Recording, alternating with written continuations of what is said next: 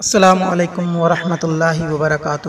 دوستو، آپ دیکھ رہے ہیں اپنا پیارا چینل MNM نالج محمد نعیم مخدومی کے ساتھ، جس میں ہم آج آپ کے لیے لے کر آئے ہیں محرم کے فضائل سے خیرات عاشورہ کی برکات۔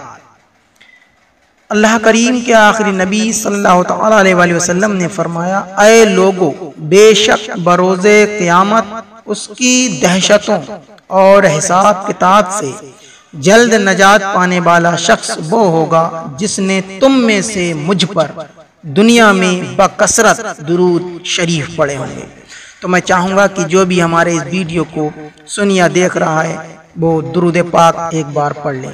اللہ رب محمد صلی اللہ علیہ وسلم، نحن عباد محمد صلی اللہ علیہ وسلم۔ تو آئیے اب شروع کرتے ہیں خیرات عاشورہ کی برکات۔ عاشورہ یعنی 10 محرم الحرام کے روز ملک رے میں قاضی کے پاس ایک فقیر آ کر عرض گزار ہوا، میں ایک بہت غریب اور عیالدار آدمی ہوں، آپ کو یوم عاشورہ کا واسطہ میرے لیے 10 کلو آٹا، 5 کلو گوشت اور 2 درہم کا انتظام فرما دیجیے۔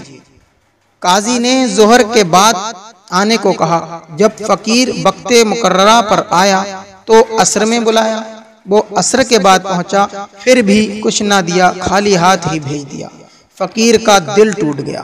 وہ رنجیدہ ایک غیر مسلم کے پاس پہنچا اور اس سے کہا، آج کے مقدس دن کے صدقے مجھے کچھ دے دو۔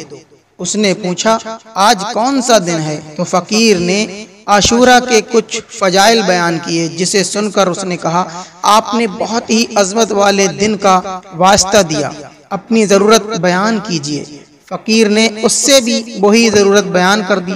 اس آدمی نے 10 بوری گیہوں، 100 کلو گوشت اور 20 درہم پیش کرتے ہوئے کہا، یہ آپ کے اہل و عیال کے لیے زندگی بھر ہر ماہ اس دن کی فضیلت و عظمت کے واسطے مقرر ہے۔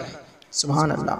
رات کو قاضی صاحب نے خواب دیکھا کہ کوئی کہہ رہا ہے، نظر اٹھا کر دیکھ۔ جب نظر اٹھائی تو 2 عالی شان محل نظر آئے، ایک چاندی اور سونے کی اینٹوں کا اور دوسرا سرخ یاقوت کا تھا۔ قاضی نے پوچھا، یہ دونوں محل کس کے ہیں؟ جواب ملا، اگر تم سائل کی ضرورت پوری کر دیتے تو یہ تمہیں ملتے، مگر چونکہ تم نے اسے خالی ہاتھ لوٹا دیا تھا، اس لیے اب یہ دونوں محل فلاں غیر مسلم کے لیے ہیں۔ قاضی صاحب بیدار ہوئے تو بہت پریشان تھے۔ صبح ہوئی تو غیر مسلم کے پاس گئے اور اس سے پوچھا، کل تم نے کون سی نیکی کی ہے؟ اس نے پوچھا، آپ کو کیسے علم ہوا؟ قاضی صاحب نے اپنا خواب سنایا اور پیشکش کی کہ مجھ سے 1 لاکھ درہم لے لو اور کل کی نیکی مجھے بیچ دو۔ اس غیر مسلم نے کہا، میں روئے زمین کی ساری دولت لے کر بھی اسے فروخت نہیں کروں گا، اللہ پاک کی رحمت و عنایت بہت خوب ہے۔ یہ کہنے کے بعد وہ کلمہ پڑھ کر مسلمان ہو گیا۔ اسلامی سال کا پہلا مہینہ محرم ہے۔ اس ماہ مبارک کی حرمت کی وجہ سے اسے محرم کا نام دیا گیا ہے۔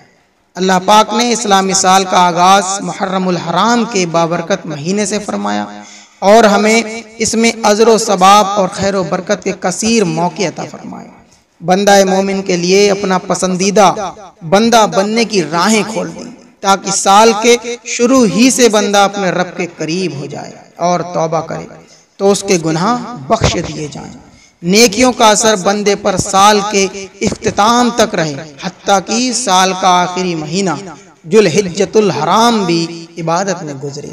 امید ہے کہ اس کے لیے پورے سال کی اطاعت لکھی جائے، کیونکہ جس کے عمل کی ابتدا اور انتہا عبادت پر ہو تو وہ اس حکم میں ہے جو دونوں وقتوں کے درمیان بھی عبادت میں ہی لگا رہا۔ تو ناظرین، یہ کتنا پیارا واقعہ تھا۔ اس سے ہمیں یہ سیکھ لینا چاہیے کہ ساحل کو کبھی بھی محرم الحرام کے عاشورہ والے دن خالی نہیں لوٹانا چاہیے، کچھ نہ کچھ اس کو ضرور دے دے۔ السلام علیکم ورحمۃ اللہ وبرکاتہ۔